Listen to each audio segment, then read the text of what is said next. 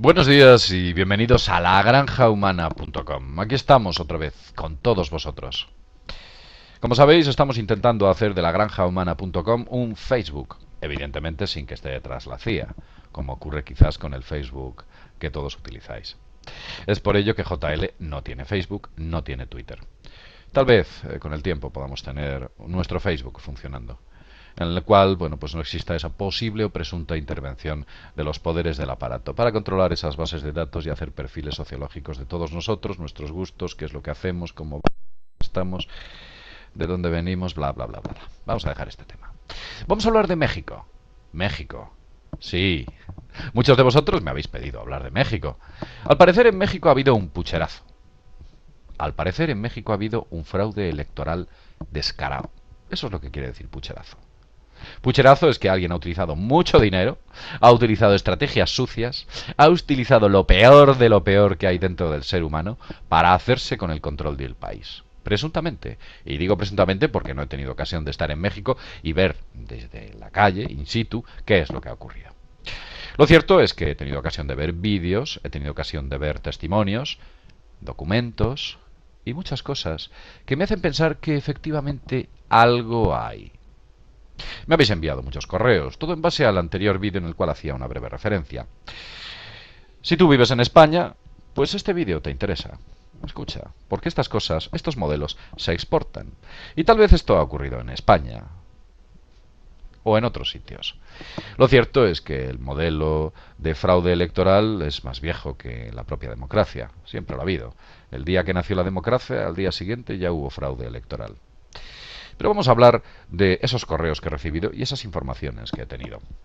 Hay uno de ellos en concreto que hace referencia a lo que ha ocurrido de manera resumida.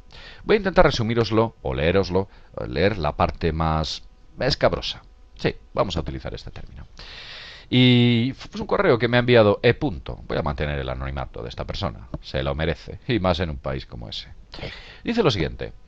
Ante todo, felicitarte por la labor tan ardua que realizas, y es que es de suma importancia, ya que me ha permitido tener una visión diferente de este mundo y hacer un análisis del mecanismo que mueve mi país, México y el mundo en general. En tu último vídeo de la Granja Humana hiciste mención de lo que está aconteciendo en México, el pucherazo, y trataré de tenerte al tanto de este crimen a la democracia y al pueblo de México. Como antecedentes tenemos que desde el año 2002 se empezó a construir la imagen del candidato de la oligarquía mexicana y de Estados Unidos de América, Enrique Peña Nieto, el hombre del que vamos a hablar. Esto mediante sobredifusión en los grandes medios de desinformación masiva que tenemos en México, véase radio, televisión y diarios. Lo mismo que en Occidente o en España.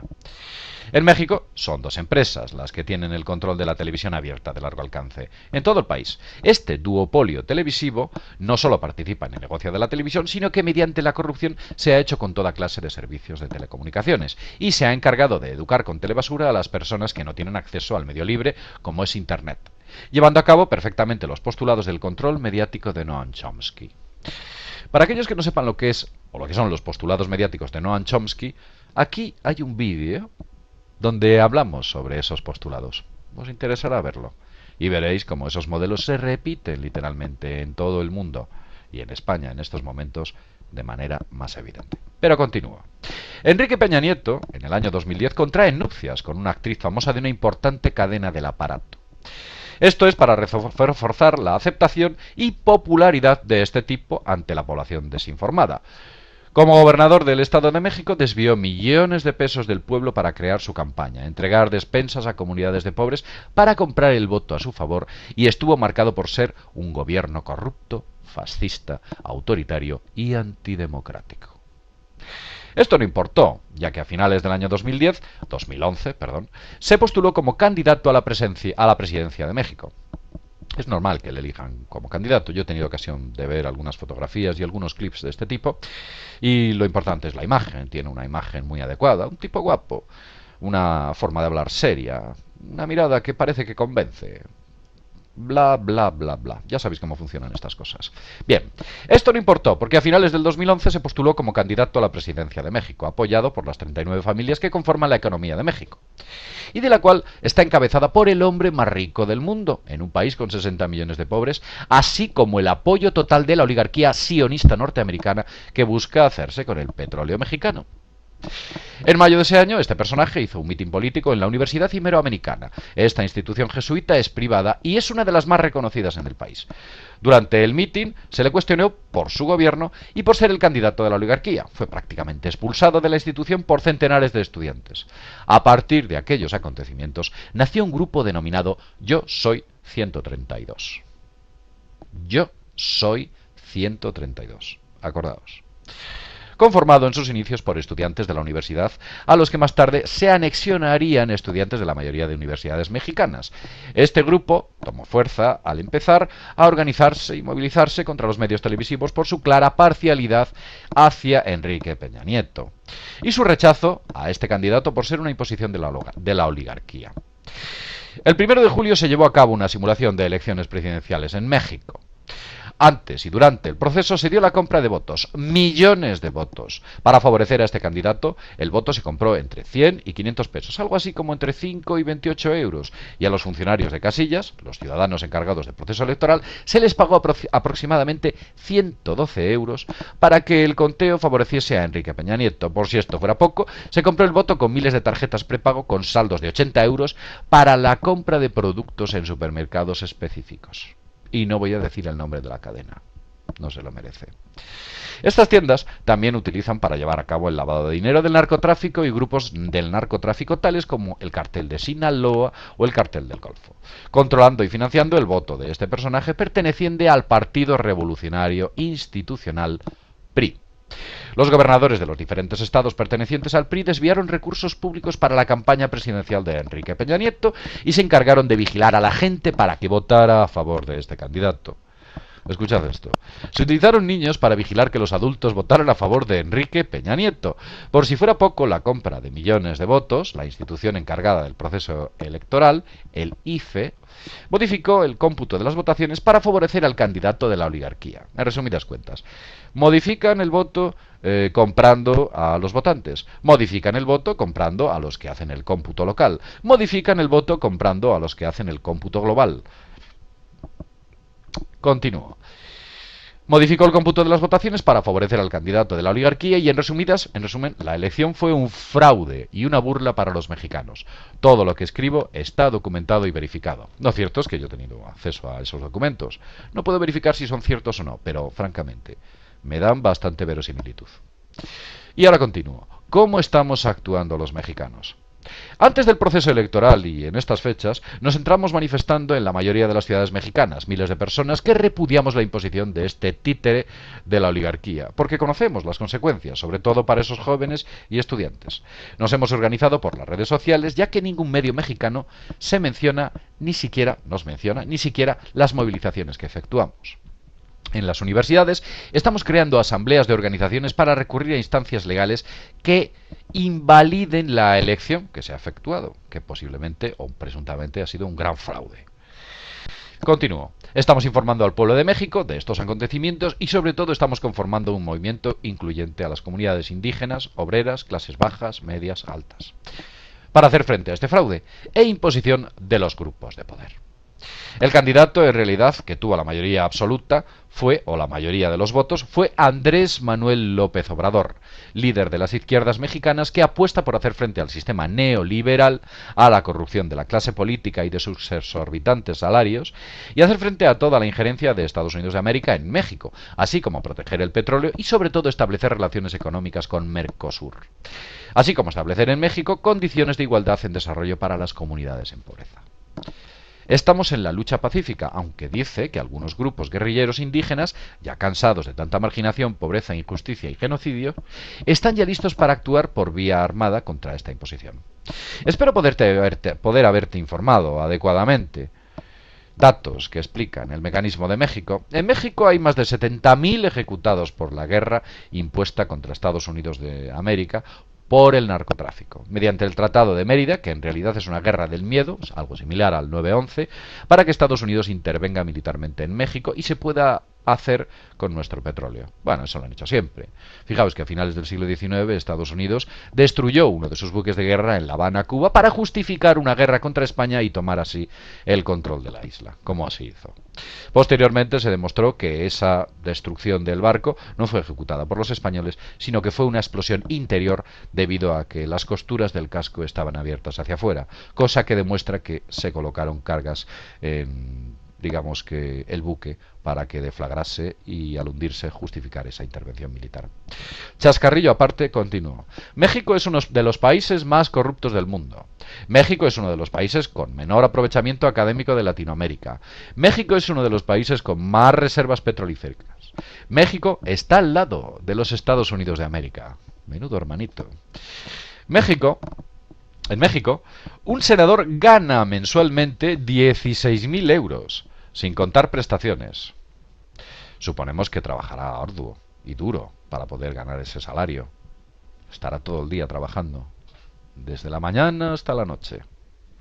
Pero continuamos. En México hay 60 millones de pobres, de los cuales 20 viven en la pobreza más absoluta, extrema, 20 millones.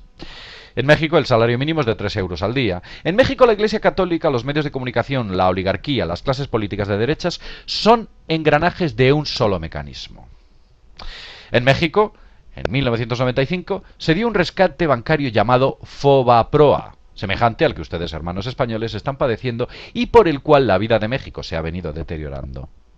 El salario es bajo y los precios de consumo básico son altos. Suben.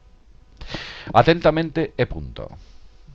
Ese es el correo que he recibido. La verdad es que me da bastante verosimilitud.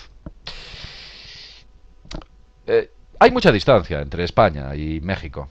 Sencillamente una enorme brecha cuyo nombre es Océano Atlántico. Para mí es muy difícil hacer un balance sobre lo que está ocurriendo en México, pero lo que sí que es cierto que después de analizar todas estas informaciones, claramente me está dando la impresión de que lo que nos está diciendo E.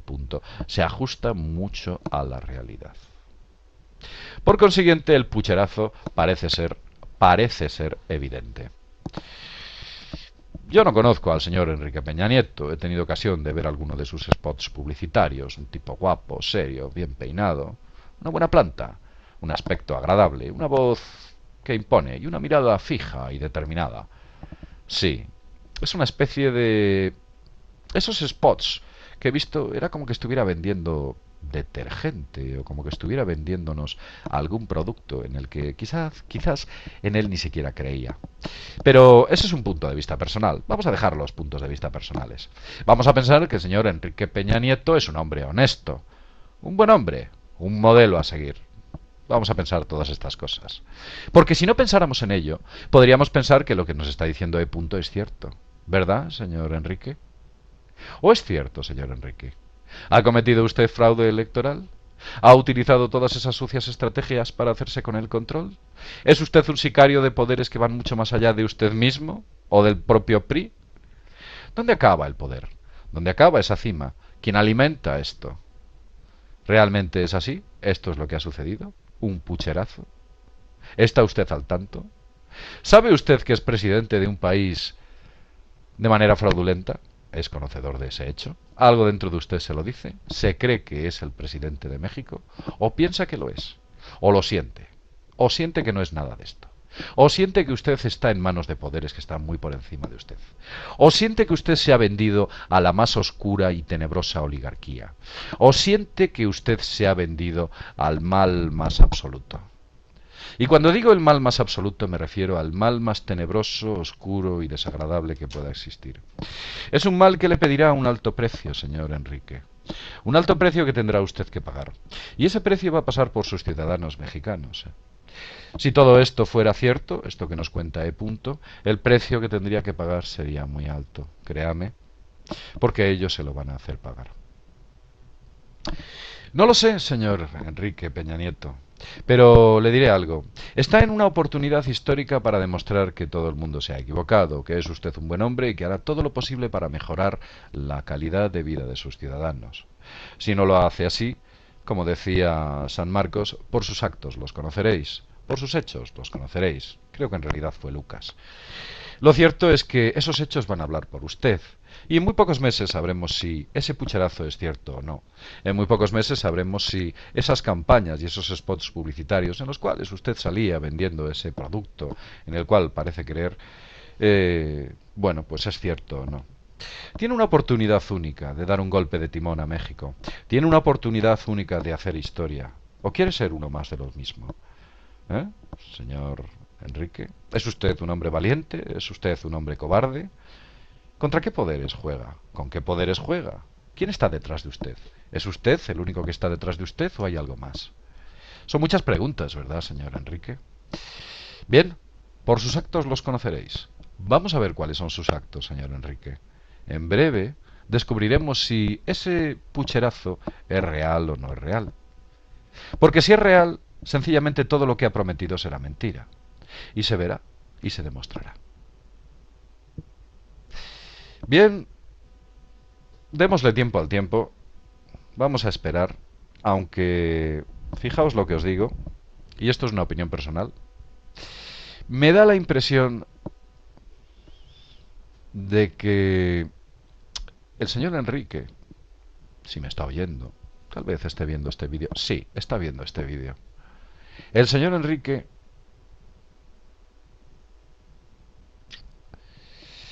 nos defraude a todos, menos a él, y quizás a 39 familias más. Porque, como dije en el anterior vídeo, esta gente trabaja para ellos. Tú no eres su cliente, ellos son su cliente. Y como cliente de ellos que es, les tiene que tener satisfechos. Posiblemente a ti no te lo tenga satisfecho, y más teniendo en cuenta el precedente del señor Enrique Pérez Nieto en su antecedente político, podemos ver qué es lo que le puede esperar a México. He tenido pinta de ver a este hombre y hacerle un análisis retrospectivo. Y francamente, espero equivocarme, pero no me inspira nada de confianza. Y estoy utilizando palabras muy benévolas, porque he sentido otras cosas. Señor Enrique Peña Nieto, tiene una oportunidad única en la historia de hacer historia, de ser el hombre que cambie México, de ser el hombre que haga de sus ciudadanos hombres libres y hombres, desde luego, mucho más...